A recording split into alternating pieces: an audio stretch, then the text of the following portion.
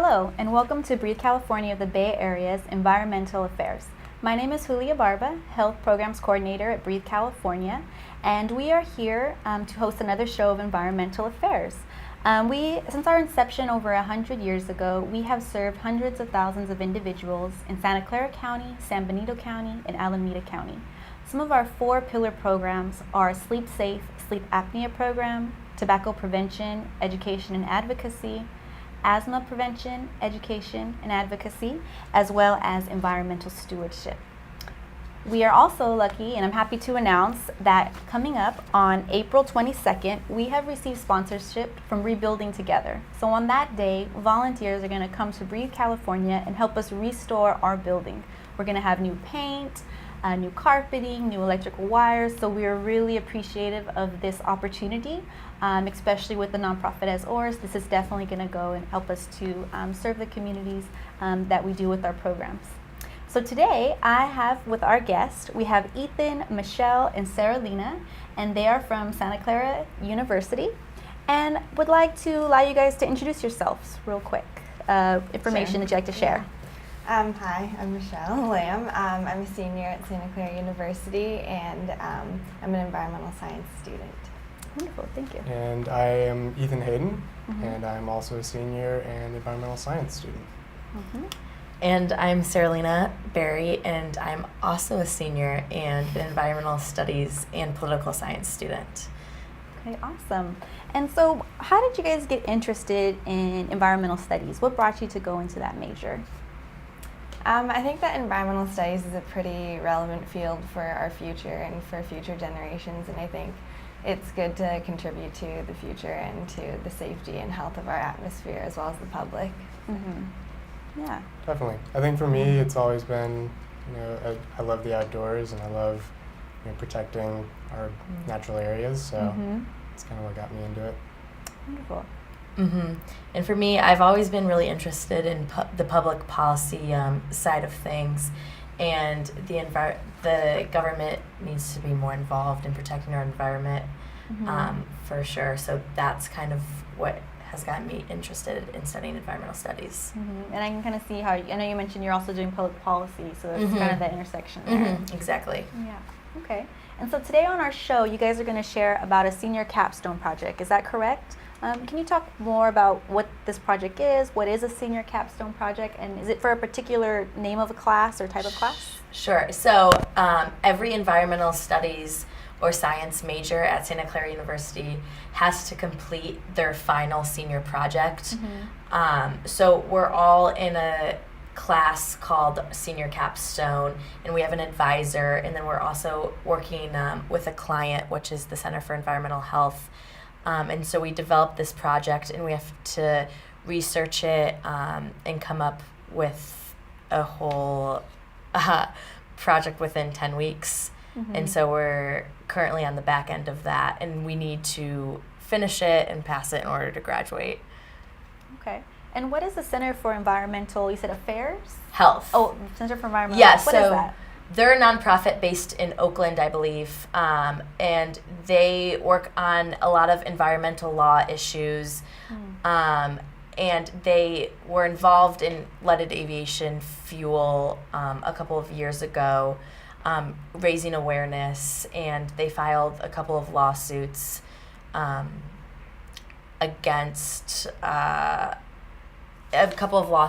to increase the awareness around airports of lead in small plane aviation fuel.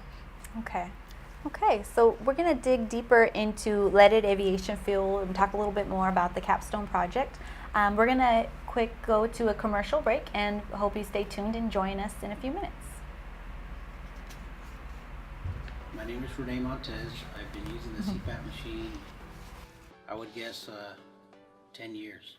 I got so accustomed to it, I don't go anywhere without it. I take it with me everywhere. From the moment I put it on, I thought it was the greatest thing because the breathing was a lot easier, and after using it for a couple nights, I felt a lot of energy. Breathe California is fabulous.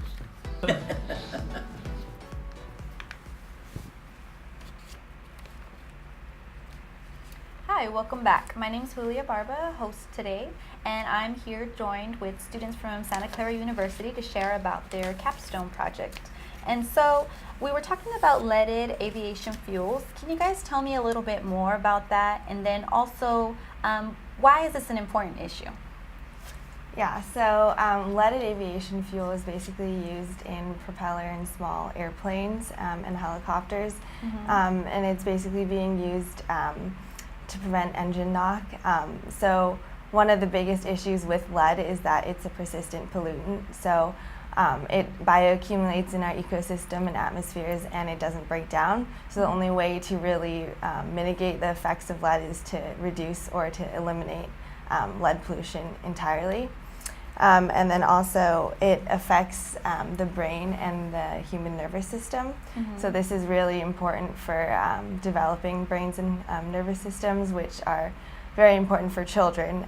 So they're a very vulnerable population for lead exposure. So then you're saying that it's used to reduce engine knocks? What exactly is that? Tell our audience, let us know what that is.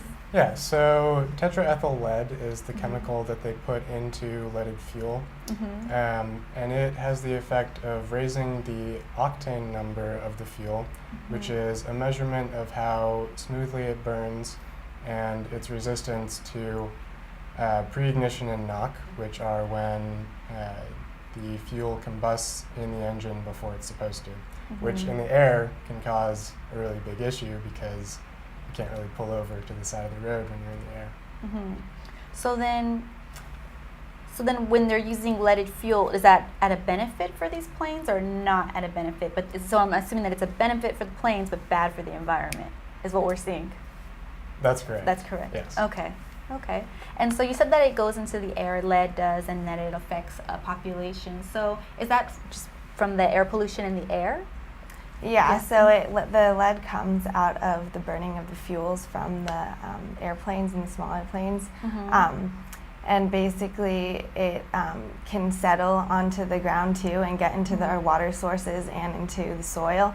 So that's like more of an indirect effect. And when we went through our studies, we basically saw more direct effects for the air emissions around airports, and so we have more exact numbers on that, but it is also like an issue with water supply and with soil, like the recent examples in Flint, Michigan with a lot of lead pollution.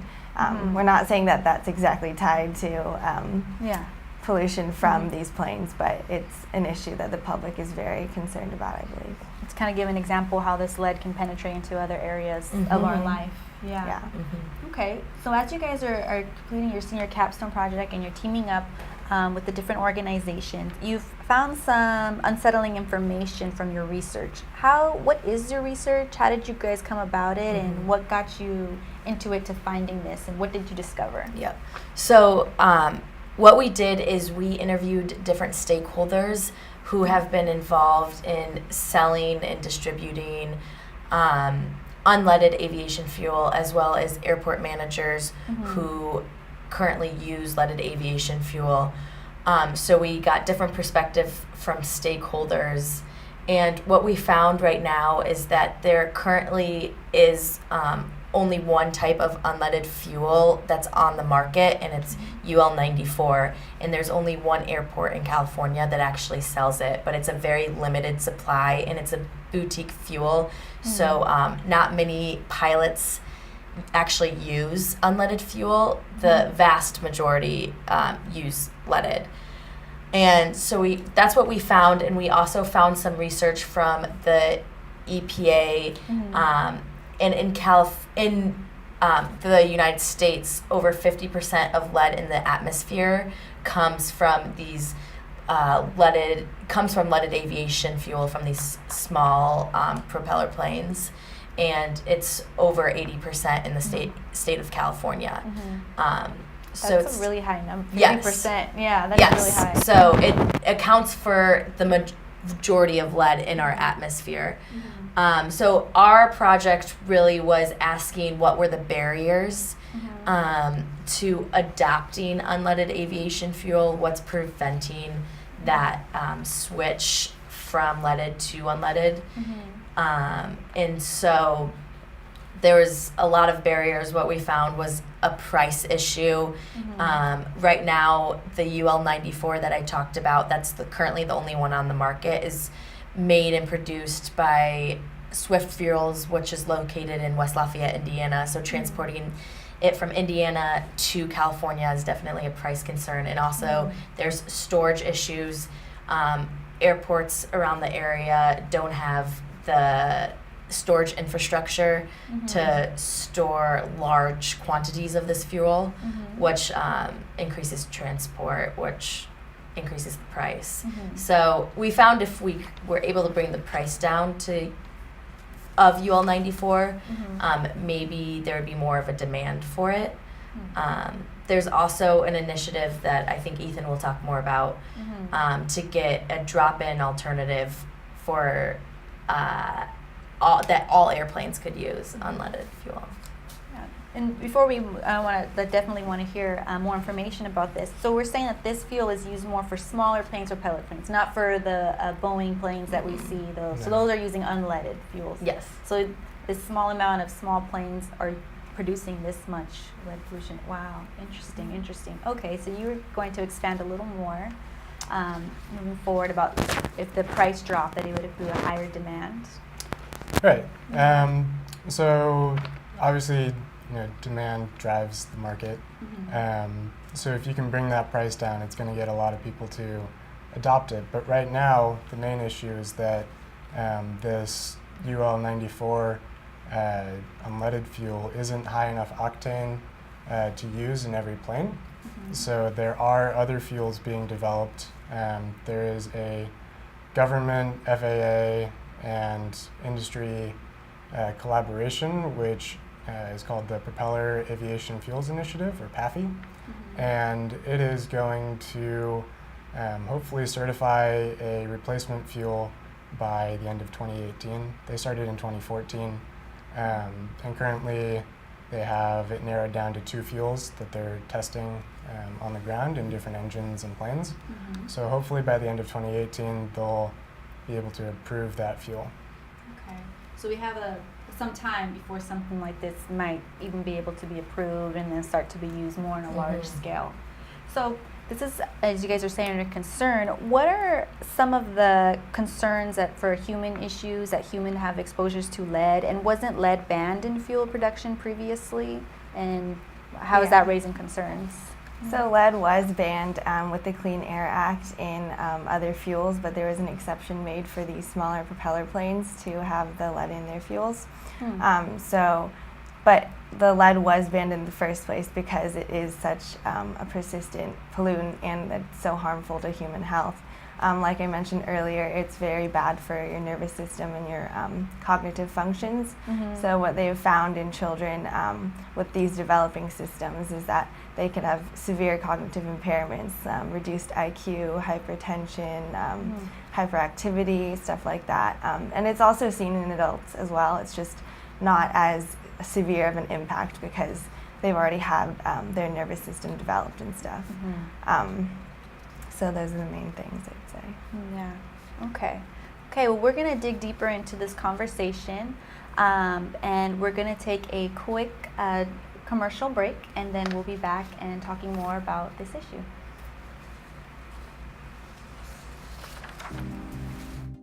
The different therapeutic methods that we can help our very low socioeconomic status clients who have no alternatives, no anything, and there's still about 15 different resources we got out of this that if you have no resources, no service connection, you can still get aid. That they are connected, one encourages the other, and that the process of change from backing off from the tobacco is the same as backing off from any other addictive drug.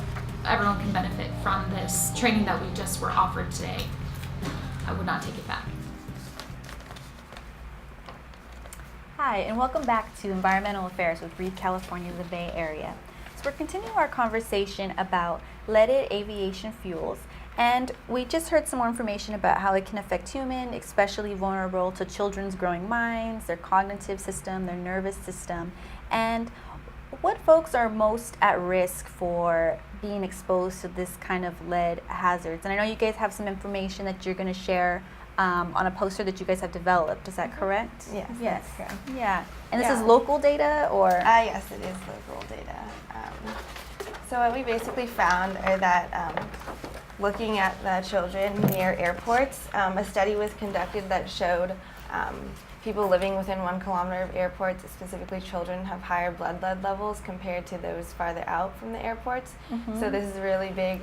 It's a really big deal when you look at all the schools near the airports. So we've drawn a 1 kilometer buffer around these airports. This one's in East San Jose, and this one's Santa Monica Airport. So this is a more local example, but it basically shows that there's a lot. I think there's around 6 different schools within a 1 kilometer buffer of this one airport, and it is a very big impact on lead pollution, stuff like that. And this is very interesting, and I'm glad that you guys are bringing this up, because sometimes when we think of airports, we're thinking Manetta Airport, we're thinking San Francisco. We're not necessarily catching all these smaller airports, just like the Reed Hillview Airport in East San Jose. That goes over East Ridge Mall, lots of schools, homes, residential neighborhood, and sometimes we might just say, oh, we know there's an airport, but it's just a small airplane, not to think about it, but come to find out this is what's taking place. Yeah, and I think there's often a lot of other things that are happening within the area too. Like I know there's Raging Waters right there, which has like a lot of people that come and visit it. And then there's often always like golf courses or driving ranges near it too, which people that are using those facilities might be at higher risk to lead exposure. And then also I think it's important to note that the EPA has declared that there is no safe level of lead pollution or lead poisoning within the human body that doesn't affect cognitive functions. So really, you don't want any lead exposure at all. Wow. Yeah. Wow. And I can see just based off his map, looking at it, I see multiple. I know there's multiple golf courses in this area, kind of nearby San Jose. I see the one definitely pointed out right there near the Palo Alto Municipal Airport, and then am I missing one near Santa Monica? But I see a lot of schools also nearby. Yeah. Oh, I do see the golf course. Partial of it is also right there.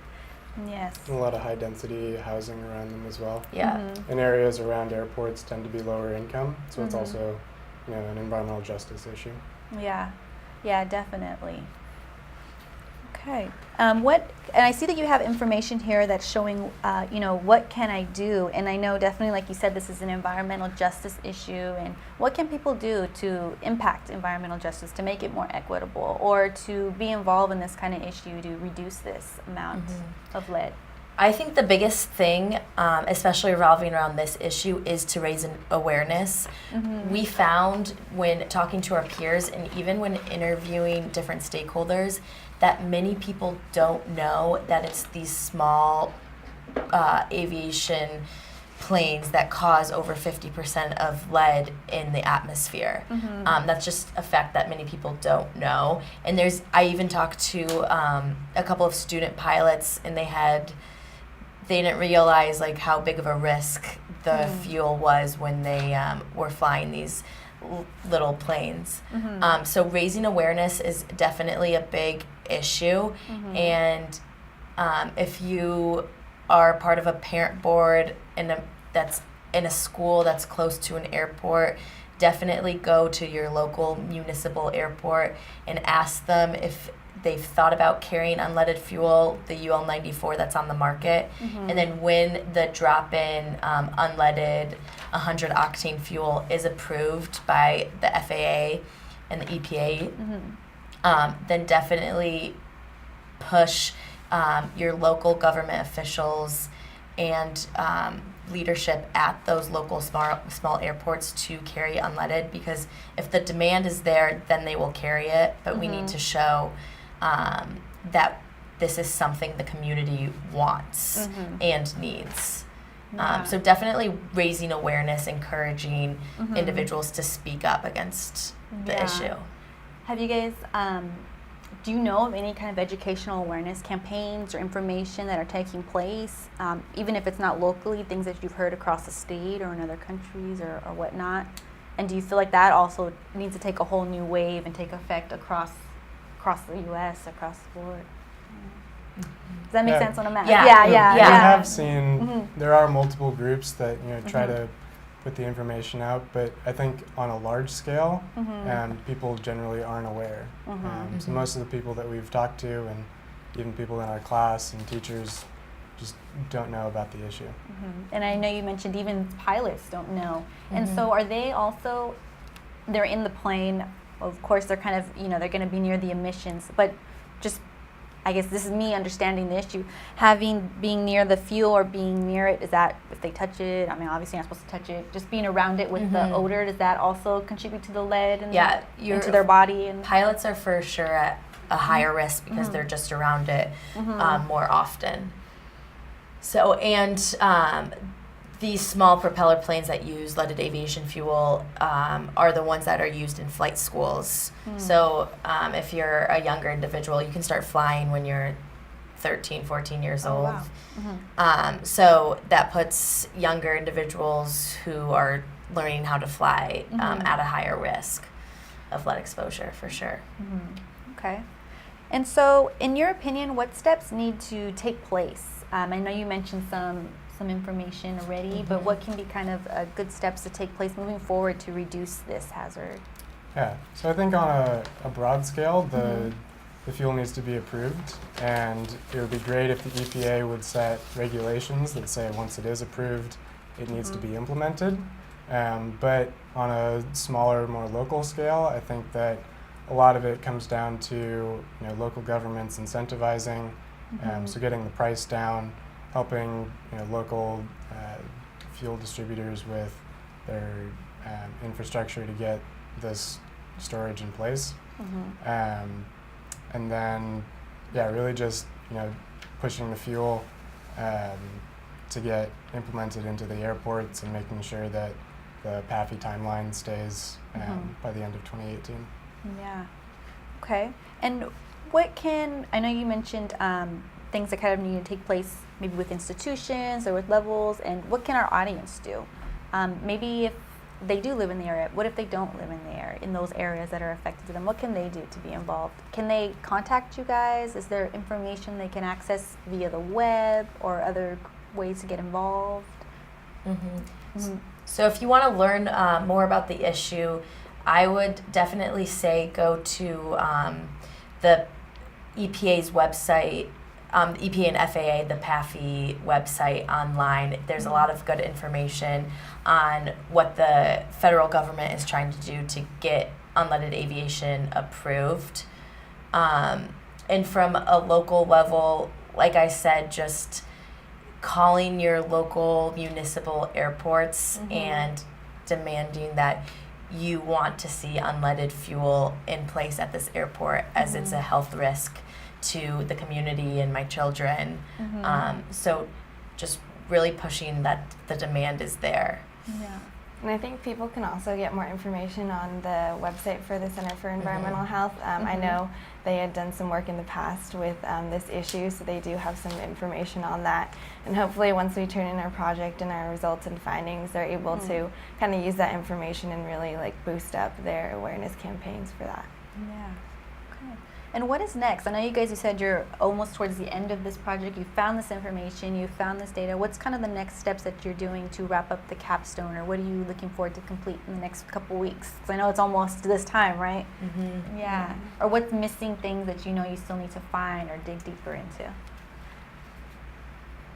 I think the biggest thing, the next steps for us is figuring out how we can get the community more involved, possibly building an awareness campaign from the grassroots up, getting the community involved in creating change from the ground up to local governments, and then possibly even the federal government. We talked a little bit about building a grassroots campaign and getting local congressional officials involved and maybe drawing their attention. And if we get enough people to contact local congressmen, maybe they could support or sponsor a bill that would, this is far thinking, but reaching for the moon here, that could farther like push for the ban of leaded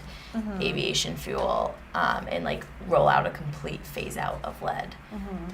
Yeah, and I think, I know you mentioned it's kind of farther out in the moon, but I think it's definitely, that is an excellent, you know, a really strong goal, because like you mentioned, this is an environmental justice issue, and people need to be awareness, and it impacts our health, and especially with the economy and with housing right now, understanding that housing rates are lower in those areas. We need to start taking these steps and bringing more towards having a healthier living for all of us.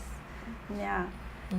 And so, what are some main takeaways, maybe one or two main takeaways we can leave our audience with as we exit the show here? I think the main takeaways are that things are being done to combat and to kind of phase out the use of leaded aviation fuel, but there's still a lot of risk and harm that is associated with the process, and in the meantime we're still having lead in our aviation fuels, so that is something to be concerned about. And I think that leaded aviation fuel is a bigger issue than people think it is. And so just, again, saying what Sarah Lena was saying, just spreading awareness and making sure that people know that it's an issue. Okay. Well, thank you guys for joining, Ethan, Michelle, Sarah Lena, and we appreciate the time you are here to bring this important issue to environmental affairs. And I would also like to thank our audience for joining in today. Please, if you would like to connect with us, you can visit us on social media, on our website. You can also contact our office. We are always having volunteer opportunities as well as internships to be involved in our programming and educational prevention. So thank you for your time, and thank you to our guests. Thank you. And you guys have a great day. I'll see you next time.